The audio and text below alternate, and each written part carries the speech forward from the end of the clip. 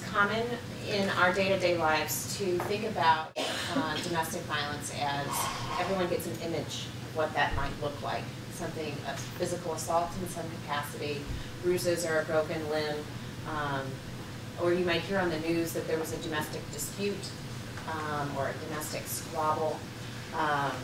But what does it really mean when domestic violence is going on in the home? And I think primarily it's more than an event. It is a process. It's not something that happens one time.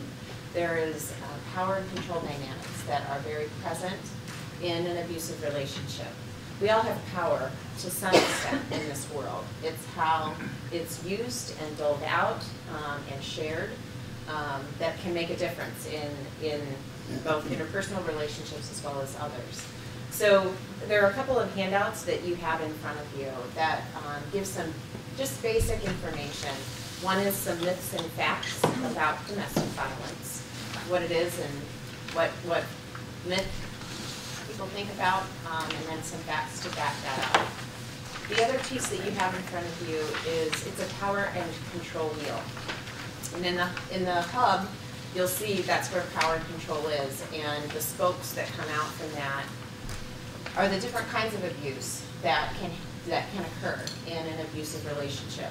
Financial abuse, physical abuse, emotional, psychological abuse, using privilege of some sort.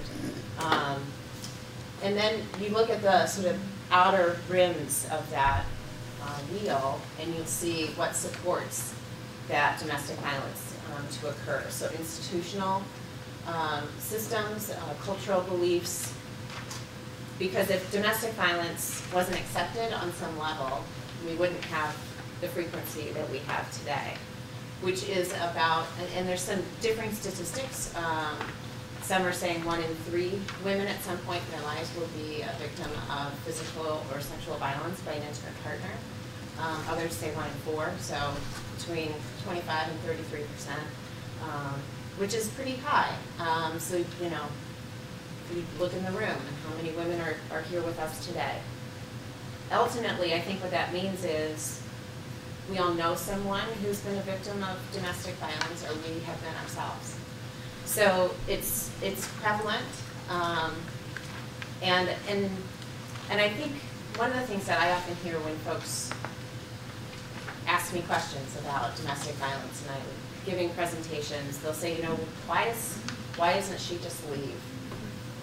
You know, just get on out of there. Yes, there's some laughter because it's not an easy thing to do. There's fear. There's lack of resources for victims. But there's also, I think, one of the questions that we need to be thinking about is, as opposed to putting all the focus of responsibility on the victim to be doing something about the violence that is being put onto that person, we need to be thinking about how did we get here in the first place? Why is someone choosing to use violence in a relationship? And I think that's where we can start pulling some of this apart.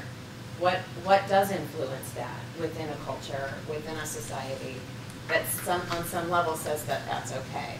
How are we holding abusive people accountable, both in the court system, but on a day-to-day basis? What can we do as community members to think about how to make a difference in this issue? Because at the end of the day, culture and community, that's what influences the policies that we end up having and living by. And so if it's a priority for those of us in our day-to-day lives, then I think that's how change happens, and that's how we can move forward.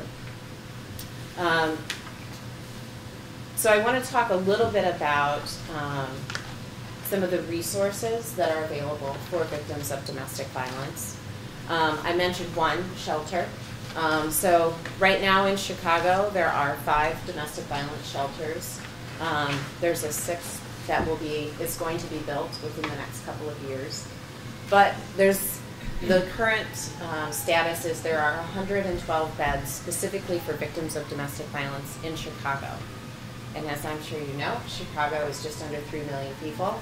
We have the suburbs, there's another 3 million, and we've got 112 beds. So the scale of that is a little off, but it is what it is, and we work to try and find safety for the folks that are reaching out to us for assistance. There's also legal services, folks that will help somebody file for divorce or work through child custody issues, represent somebody if they're getting an order of protection. There are court advocacy services as well. If somebody has been abused and is interested in having the state file charges against the abuser, a court advocate can help somebody navigate through the court system. As I'm sure you can imagine, if you're not an attorney and don't have that background, walking into a court system can be quite overwhelming. There's a different language that's used, legalese, that not everyone necessarily understands what all the terms mean. And so helping a court advocate can really sort of walk through and help navigate through that system. Counseling services. When someone that has been an intimate partner in some capacity, someone who you care for, who says that they love you, chooses to use violence in that relationship, it has an impact on your emotional well-being. And so counseling is really looking at how do we help somebody get to a better place so that they can feel whole again and know that they're worthy and not deserving of abuse. And then lastly is longer-term housing, right? So I talked a little bit about shelter, which is typically between 3 and 4 months. Someone can stay in an emergency domestic violence shelter, but obviously there are longer-term housing needs as well. And so getting folks connected to the stability that they need to be able to continue to live a life that's free from violence. So I like to talk a little bit about how, as individuals, we can make a difference around this issue. And I think forums like this are a great opportunity because it's bringing people together to talk about an issue that oftentimes most people don't want to talk about. It's not like you're at a cocktail party and somebody's like, so tell me what you think about the domestic violence going on, right? It's sort of like a showstopper. But this is an opportunity that we don't often get because it does make people feel uncomfortable. Or someone has been a victim and they don't know how to talk about that. Or someone's been a perpetrator and they don't feel like they can talk about that. And so I think it begs the question of how each of us can, if we care about this issue, how do we raise it in our own circles?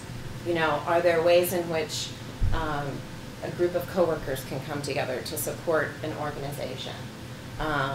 Or a softball team. I have a board member who is a softball coach who, it's so funny, he does a fundraiser for us by some of the players want to play a particular position, but they're not necessarily any good at it.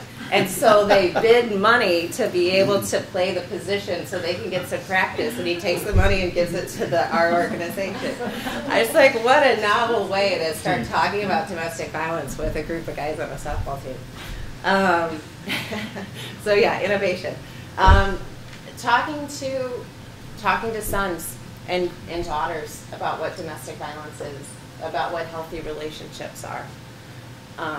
It can, I think, be easy to assume that they will learn by example. And if you live, you know, in a household where there isn't abuse, what we also know is there's a lot of other influences going on. There's a lot of women that I've worked with over the years who never saw that in the home that they grew up in, but they ended up being in an abusive relationship, and they often were like, I don't even know how this happens. I don't know how I got to be in this situation. And we have to start talking about this at such an early age, just by what's normal, what is healthy, what is equality, how do we get to a place where there isn't that coercive behavior within an intimate partner relationship. And ultimately, I just think it comes down to how we each choose to live our lives. If power and control aren't a dynamic that you're trying to exert on a day-to-day basis, both in an intimate partner relationship as well as in a working relationship, it's how living your life with purpose And I think we're all charged to be thoughtful about how we're interacting with each other in our personal relationships and otherwise. There's a civil remedy outside of the, and actually you can also get an order of protection as part of a criminal case, but there's a civil remedy. Again, this independent order of protection, I gave you that 157 a day number. And so you can go into court and ask a judge for an order that would give you certain things. And you can go in even without the other side being there if the circumstances are right.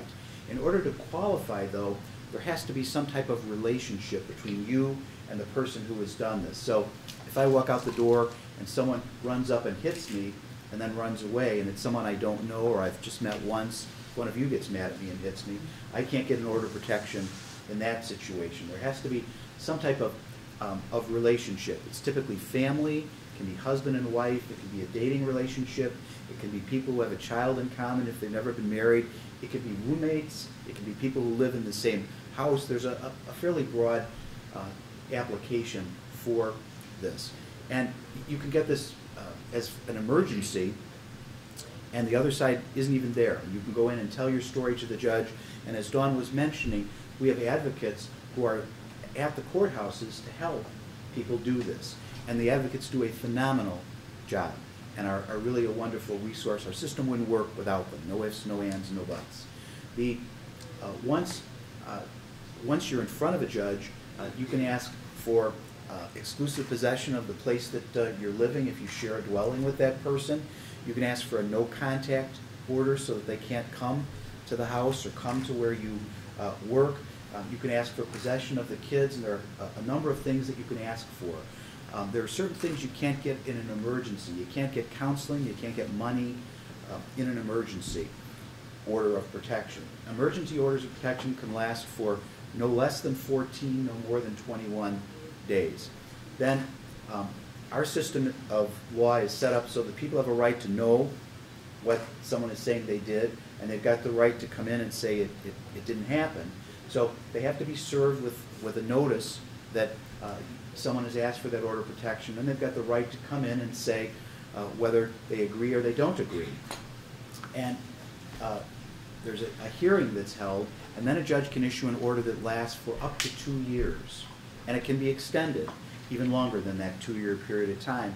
And such things as counseling can be ordered.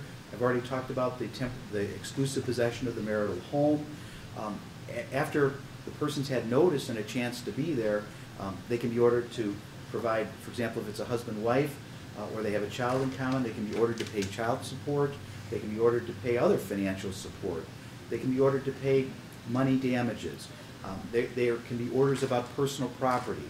A lot of times these abusers are very tightly control money and tightly control property. And so, for example, a car, the car could be just in their name. Well, if it's the car that you've been using, the judge can say, even though it's in their name, you can use the car during the course of the order of protection.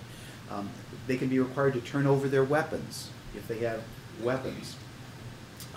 And it's actually a criminal offense if they violate the order of protection.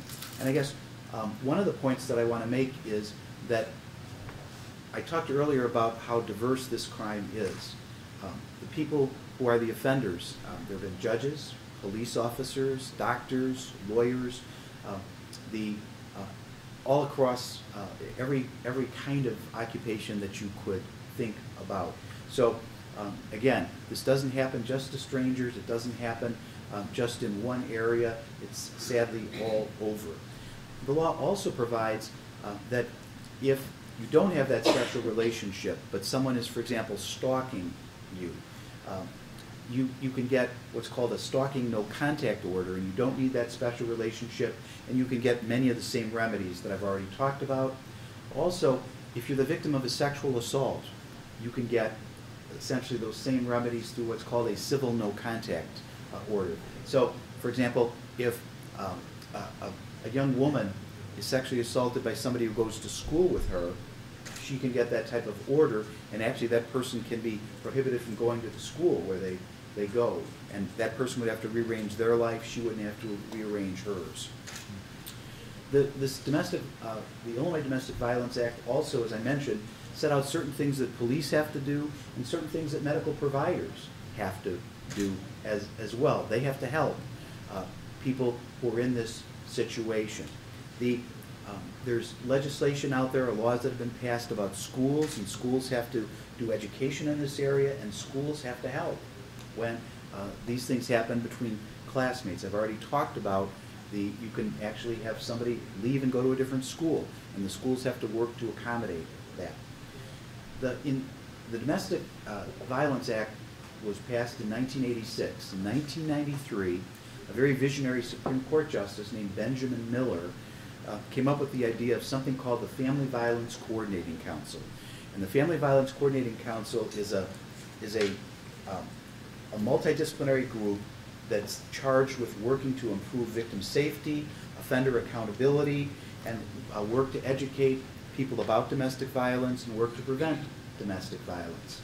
And every single circuit, and the court system is divided up by circuits. Cook County is one circuit, DuPage, where I live, is another, and then geographically the whole state's divided up into circuits, and every single circuit has a Family Violence Coordinating Council. And I'm going to give you the statewide website. It is www.ifvcc.org. Let me say it again, www.ifvcc.org. And you can go online and find out where your council is. These councils meet on a regular basis. I have the honor of being the chair of the council in DuPage County, and we meet and we've done really a lot of interesting things. In our county for years, thanks to the council, every hospital in our county will, in private, talk to anybody who's there for services and find out, are you afraid of someone that you love? And they'll ask them some questions, and they do a screening for domestic violence. And then they make a referral if there is domestic violence. And as Dawn already said, the largest percentage of women going to the ER is because of domestic violence. We have an annual symposium. We just had it last Friday. We had over 300 people attend. The people who are part of the Family Violence Coordinating Council are prosecutors, police, probation officers, our Regional Office of Education, schools, the Department of Children and Family Services, our victim advocacy group, hospitals, clergy, and other community groups. And private citizens are welcome. And one of my tasks to you is find out about yours and get involved in yours. The court system is very committed in this area. We have a requirement that any judge who hears custody cases must receive education about domestic violence, and every 2 years judges have to go to a school. We have to get continuing judicial education. We have to get 30 hours every 2 years, and so every 2 years there's a program. I'm on the Supreme Court Committee on Education that plans the program, and domestic violence is always on the agenda, and anybody who hears custody or issues relating to children must go. I could go on, but I'm going to call it a day in a moment. But I want to leave you with a couple of things, and then Dawn and I will hopefully answer some questions that you might have. One of the things I've learned in my life from the work that I've done, and I've done a lot of work with children and families, both when I was a lawyer and then later as a judge, is that individual people can really make a difference in somebody's life. Help at the right time, a mentor at the right time. You can really change somebody's life. One of the extraordinarily cool facts that's out there is, and Dawn sort of alluded, Dawn did say this, there are more shelters for animals than there are for people who are victims of domestic violence. And that's a tragedy in our society. One of the great success stories over the last 20 or so years, at least in the legal system, has been Mothers Against Drunk Driving. DUI was treated much like domestic violence. DUI was treated as, oh well, anybody can do this. Oh well, we'll just get them home. We're not going to prosecute. We're not going to force them to go to counseling and those type of programs. And Mothers Against Drunk Driving and other groups made it socially unacceptable to do that. And one of the things that we need to do as a society, and one of the things that I'd like to charge you with doing, is we need to make domestic violence socially unacceptable. And we need to make sure that resources are available for the people who are the victims of this horrific crime. Remember I talked about my mother. My mother would beg you to go out there and work in your communities to change what's happening right now. And you can make a difference. Again, you can go to www.ifvcc.org. If you have any questions, my email is rja, that's the initials rja, at DuPageCO, all one word, .org. That stands for DuPageCounty.org, and I'd be happy to answer them. And Dawn and I will be happy now to answer your questions as well. Anybody have any questions?